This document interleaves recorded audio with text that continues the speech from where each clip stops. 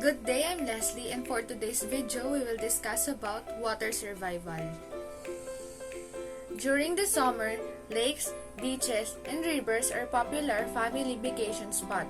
It is a great way to spend time with your family while staying cool when temperature arises, but it's not worth the risk. To ensure safety in open water, a person must learn 3 skills in order to survive the risk of open water. Number 1. Floating. It is a crucial part of learning to swim. When learning to swim, self-rescue is an important piece. A lot of accidents at the pool happen when someone unexpectedly falls into the water. If they don't know how to float, they will most likely begin to panic, which make the situation even more dangerous.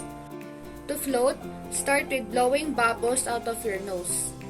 Blowing bubbles may not seem like it'll help with floating, but it's important. Next, work on hand position while floating. Begin standing in the water with your arms extended. Start sweeping your arms side to side like you're frosting a giant cake. This motion is called sculling and will help you maintain position while floating. Once you're comfortable with step 2, try the same 5 seconds of bubble blowing but lift one leg off the bottom of the pool. Next, try blowing bubbles and lifting both feet up. Work on keeping your hips up toward the surface of the water and keep your head looking straight down. Number 2. Treading. Treading water is an action performed in the water using the arms and legs to stay afloat.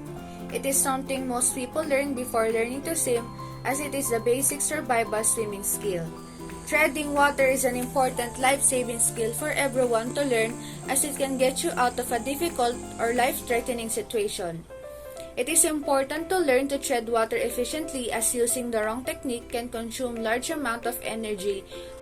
To do the treading, keep your body in an upright position, head and shoulders completely out of the water, while moving arms and legs simultaneously without making forward progress. Number 3. Swimming. The first step in preventing drowning accidents in open water is to learn to swim, which has been shown to be a life-saving skill that can lower the chances of drowning by 88%. To do your first stroke, start with pushing off the wall. Start kicking and keep your arms overhead and take a freestyle stroke. Pull one arm down by your side and lift it out of the water, returning to the starting position. And to have an extra safety in open water, be reminded of these tips. Swim in an authorized swimming area. Most state parks, beaches, and lakefront areas have set swimming periods and use flags to indicate where people can swim. Never swim outside of the designated locations. Swim under the supervision of a qualified lifeguard if possible. Never go swimming alone. When you go out into the open water, bring a swim buddy, someone who will look out for you and you will look out for them.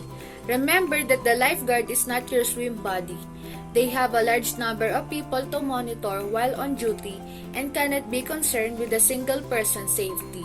Besides, swimming with a friend will most likely be more enjoyable. When in doubt, leave. If something doesn't feel right, don't be afraid to get out of the water. If the current becomes too strong, rain begins to pour, or your body is simply not responding as it should due to weariness or muscle cramping, simply leave and return to the water another day. Know the circumstances. And lastly, understand the current. Before you go swimming, check the water temperature and the weather. If the water temperature is cold, you should swim in a wetsuit and limit your time in the water. Remember that swimming in the rain is dangerous, especially if there is a thunder and lightning.